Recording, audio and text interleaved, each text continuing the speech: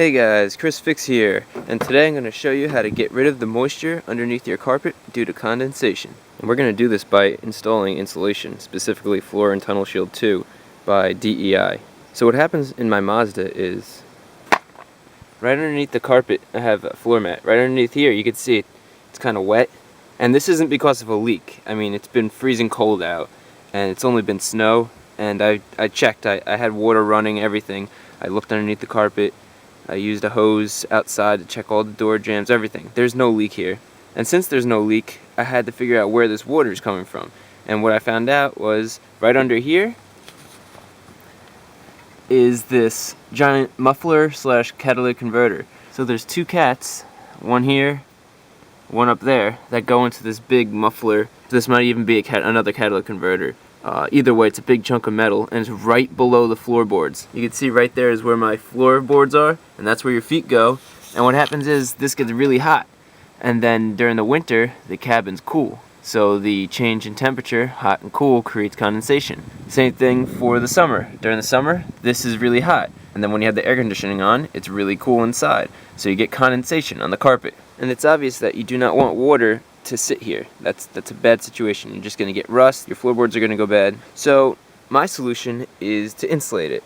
So Auto Parts Warehouse sent me this floor and tunnel insulating material, and it's good for many different things. Under your hood, insulating your air intake, insulating your battery or your brake booster, putting it on your firewall to prevent the engine heat from coming into the cabin, put it on your gas tank. The list just goes on. You can see that people put it on the outside, like right behind the exhaust from underneath. I go off-roading a lot, I get a lot of mud, and there's not a lot of clearance in there for me. So I'm going to actually put it on the inside instead. This material is a good heat and sound barrier. It's designed for exterior use, and it says wind and water won't affect the adhesion, but I'm going to use it on the interior. So all you need to do this job is pretty much a scissor to cut your insulation if you even need to, flathead screwdriver and a Phillips head screwdriver, some rubbing alcohol and paper towels to help clean the mating surface that you're going to attach the adhesive on the insulation to, so that you have a good strong attachment. And you might need a shop vac. All these tools are depending on where you put this insulation. You might not need any tools, or you might need some more, but on my 2001 Mazda B3000 this is what I'm going to need. So here's what the actual material looks like. So you can see it's a divoted aluminum, and then there's a sandwich of fiberglass in there, 3/16 of an inch thick, and then there's a sticky tape on the outside that you peel off. So I have the seat pushed all the way back to give you the most access. There are 1, 2, 3, 4 Phillips head screws. I'm going to take these out, pop this off, and then pop this off. 1, 2, 3, 4. Now this simply just lifts out like that.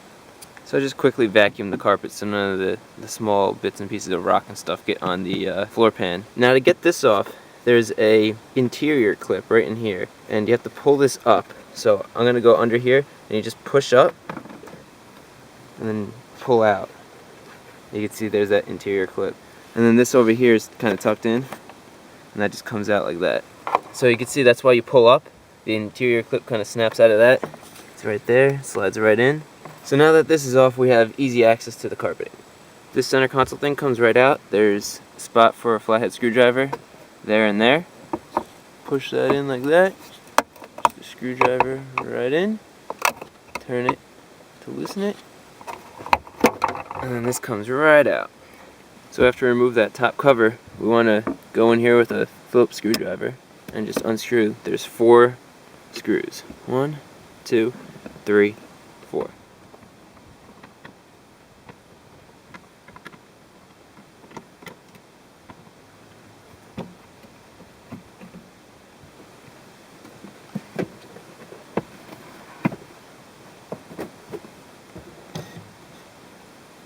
So with the carpeting pulled up like that, you can see there's these grommets here that I tried siliconing because I thought water was coming in through there. When I feel it's still moist, it's kind of dirty, so I'm going to clean it up with some alcohol. So now I just take a paper towel, some alcohol. You can see it's pulling up all that dirt, and the good thing about alcohol is that it evaporates really quickly, so it'll leave it nice and dry. Okay, that's pretty clean.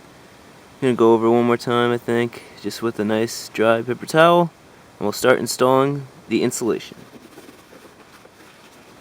The floor is dried completely, it's cleaned, so let's test fit our piece of insulation right now. You always test fit before you stick it on permanently.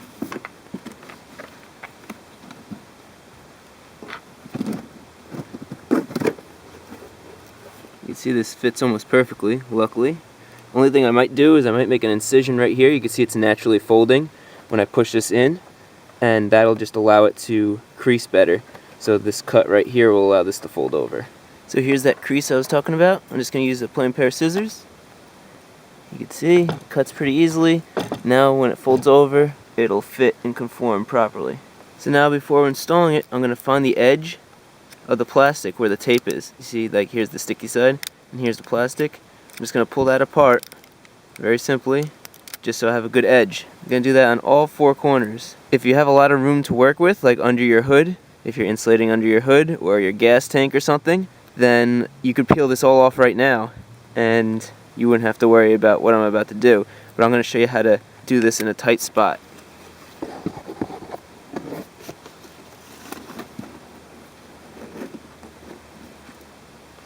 You can see our crease works really well here, that little cut that we put in, and that conforms really well to the floor pan.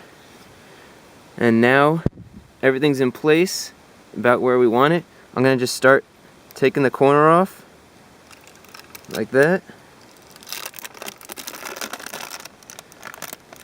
and I'm going to make sure I have this aligned where I want it, just like so. I'm going to press it down. Now, since this corner right here is undone, the plastic is right about here, I'm going to reach in from the other side and pull the plastic through the other side so everything's in place, and then I just smooth it down. I can feel the plastic with my fingers right now. I'm grabbing it and I'm pulling it back.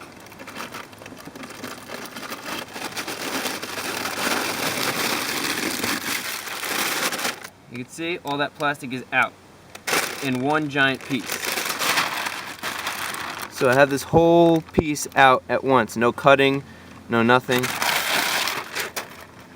And now I'm going to start pressing in everything. I have my bolt holes open, which looks good. That looks nice. This is at a good spot. Here's the heater right here, so it'll insulate. And this is good in the corner. And you see how if I took that plastic off first and then tried to put this in, it wouldn't work. I would get caught up on here. You get all the fuzzies on the adhesive. But since I put this in, then peeled the adhesive off from one corner from underneath, from that side, everything's laid in place perfectly. So that's a little tip. So now I'm just going to go in and smooth it all in, work from one corner, and it'll take shape to the contours of the floor pan.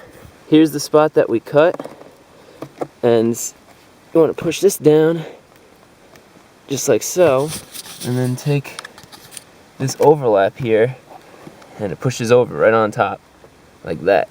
Okay, that looks great. It would have been awesome if I could have done the whole cab like this, but this is going to fix my problem, so that's exciting. No more wet carpets. Just put the carpet back down.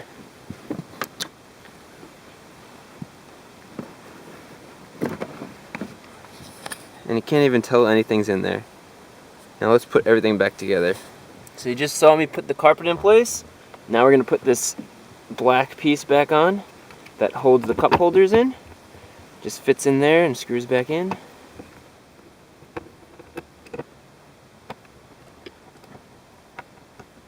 That's in tight.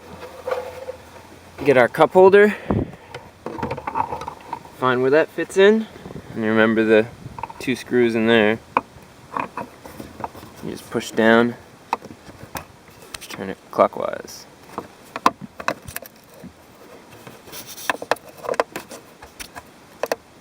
Just like that. That's locked in.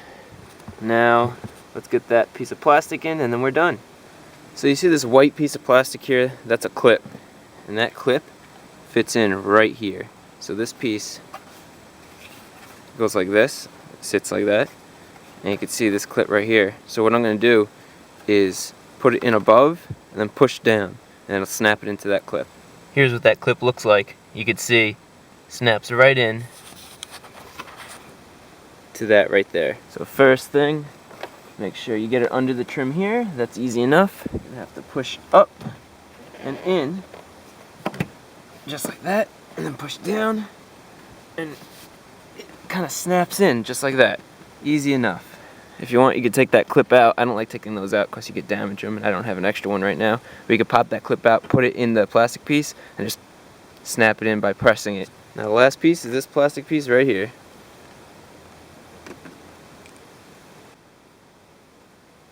Don't over tighten them because then you could break the trim piece. You just want it so it's snug.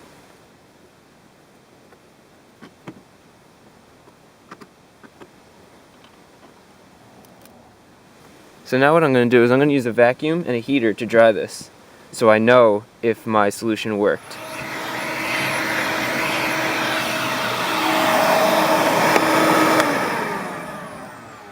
Okay, after heating it up with a heater and then vacuuming it to make sure it's dry, this is completely dry. So now I'm going to put my floor mat back in just like I normally have. I'm going to drive it around for a few days and I'll let you guys know if it solved the problem. For the past 3 or 4 days, I've been using this car, getting up the operating temperature and then having it cool down again, just like normal use. And in a few seconds, I'm going to be back home. I'm going to check out to see if there's any moisture underneath. Okay, so moment of truth. Pull this up. Beautiful. Nice and dry. That was a long going problem that it happens mostly during the summer, but even in the winter. I mean, when I first took this out in the beginning of the video, you saw it was soaking wet. Luckily my floor pans aren't rusted, but now they'll definitely not rust. That insulation did a great job. Thanks Auto Parts Warehouse again for sending me the insulation to install. If you guys want to try using that insulation, give it a shot. The link to the product will be in the description below. If the video is helpful or give you some good ideas of how to use the insulation or prevent this moisture, hit like. Subscribe if you want to see my other how-to videos. I produce how-to videos weekly. Comment and question below. I always answer YouTube comments. Check out the Chris Fix Facebook and Twitter links in the description below. And if you've had good luck using this product, let me know in the comments. I'm curious to hear how you used it and how it turned out.